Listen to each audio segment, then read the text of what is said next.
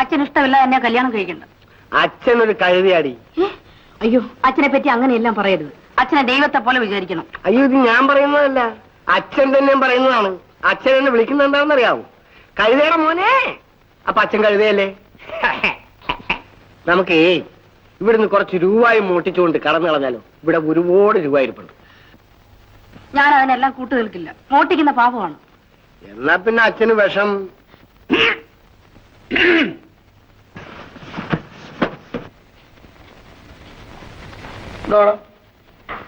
വിഷം തന്ന് എന്നെ കൊന്നിട്ട് ഇവിടെ കല്യാണം കഴിക്കാൻ പോവാണ്. അയ്യോ, അച്ഛന് വിഷമാണെന്ന് ഞാൻ പറയായിരുന്നു. എന്റെ പൊന്നച്ഛ, അച്ഛന് ഞാൻ വിഷം തരൂ. ബുദ്ധിക്ക് സ്ഥിരതയില്ലാത്തവൻ ഇത് അപ്രോച്ച് ചെയ്യും. ഇടി ഇവിടെ ഇവിടെ. നീ പറഞ്ഞതൊക്കെ ഞാൻ കേട്ടു കേട്ടോ. നീ നല്ലവളാ. നിനക്ക് ഈ മണ്ണ ചെറുക്കനെ ഇഷ്ടമാണോ?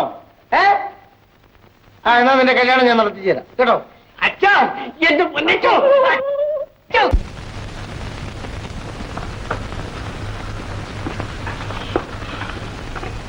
ബാബു എന്തേടാ പോ? ബാബു എന്ത് ചെയ്യുന്ന അറിയുന്നതിന് മുമ്പേ ഈ ഇത് ഇതൊക്കെ ഒന്ന് കേൾക്കി.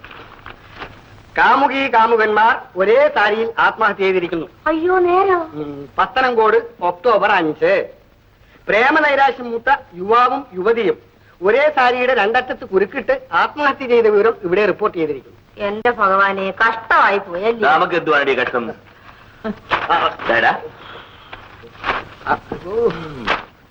ആനായിക്കാട് അല്ലല്ല, ആനായിക്കാട് യുവാവ് വിഷം കഴിച്ച് ആത്മഹത്യ ചെയ്തിരിക്കുന്നു.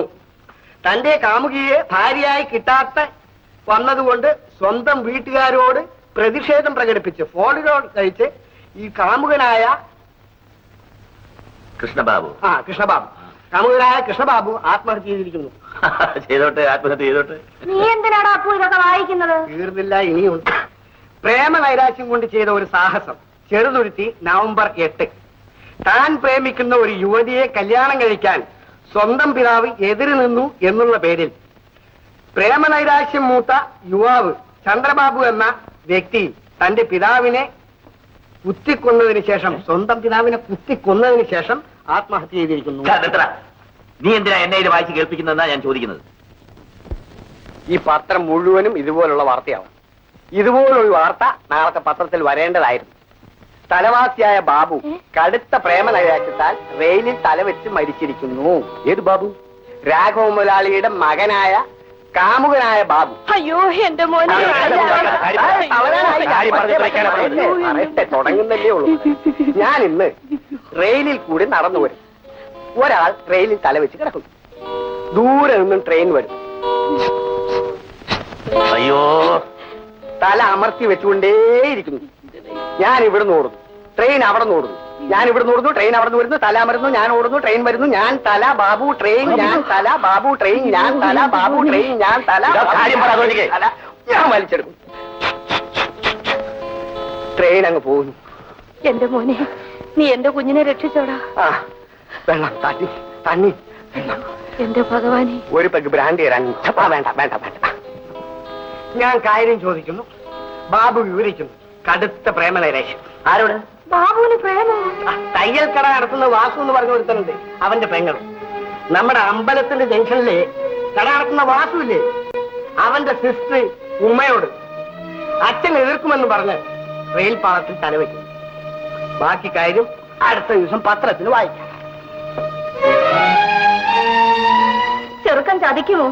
ഉടനെ നിങ്ങൾ ഇതിൽ എന്തെങ്കിലും ഒരു പോംവഴി ഉണ്ടാക്കണം.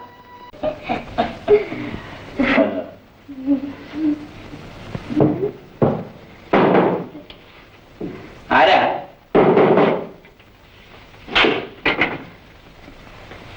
അല്ല, മുതലാളിയോ? വന്നാട്ടെ വന്നാട്ടെ. ഒരു കാര്യം സംസാരിക്കാനാണ് ഞാൻ വന്നത്. ഇങ്ങോട്ട് ഇരുന്നാട്ടെ മുതലാളി.